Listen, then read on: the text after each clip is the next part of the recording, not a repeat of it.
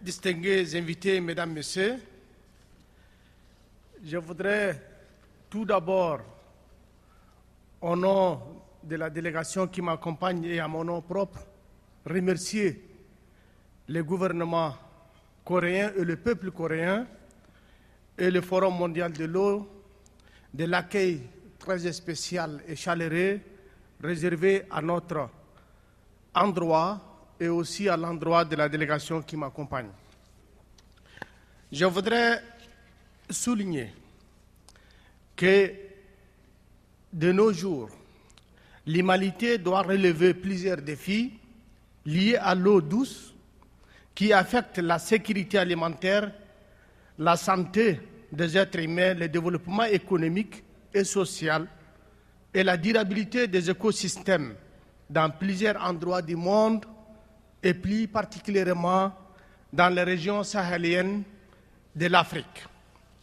Mon pays, le Tchad, partage avec d'autres pays d'importantes ressources en eau transfrontalières et dans ce sens que des instruments juridiques ont été élaborés avec la Commission du bassin du lac Tchad et l'autorité du bassin du Niger afin de gérer de façon équitable ces ressources. En effet, le bassin du Niger et celui du lac Tchad sont confrontés à l'heure actuelle à de nombreux problèmes environnementaux liés aux effets néfastes conjugués des changements climatiques et des actions anthropiques susceptibles de compromettre leur développement durable. Nous pouvons citer entre autres la dégradation de terres et des eaux, la pollution, l'ensablement, la perte de la biodiversité, etc. Face à cette situation, les États membres ont décidé de promouvoir et renforcer leur coopération en vue de relever les défis et enjeux de développement auxquels ils font face. Il s'agit notamment de réduire la pauvreté, améliorer les conditions de vie des populations, protéger l'environnement et les écosystèmes, promouvoir l'utilisation rationnelle et durable des ressources en eau transfrontalière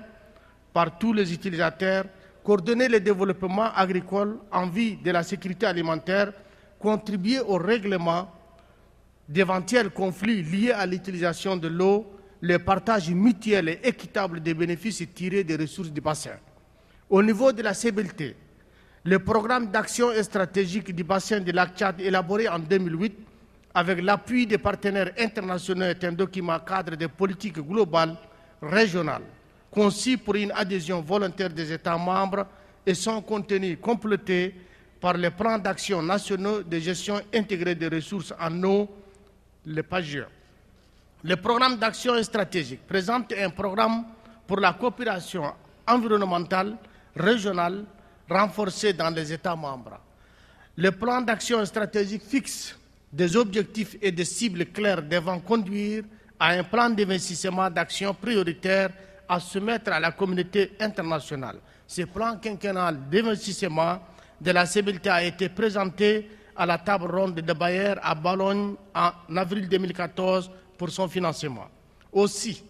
l'adoption de la charte de l'eau et sa vulgarisation dans les bassins du lac Tchad permettra d'instaurer une gestion et une utilisation équitable des ressources en eau par les pays membres et les différents usagers afin de prévenir les conflits liés à l'utilisation excessive des eaux partagées. Quant à l'ABN, Autorité du bassin du Niger, la mise en œuvre de la vision partagée a ainsi permis l'adoption des cadres stratégiques de référence de gestion des ressources du bassin que constitue le plan d'action de développement durable à l'horizon 2025, le programme d'investissement à l'horizon 2007, la charte de l'eau du bassin du Niger entrée en vigueur le 19 juillet 2012. La question, la préoccupation majeure, comme les uns et les autres collègues ont dit, et je ne peux pas revenir là-dessus, c'est quelle stratégie efficace de gestion des ressources intégrées en eau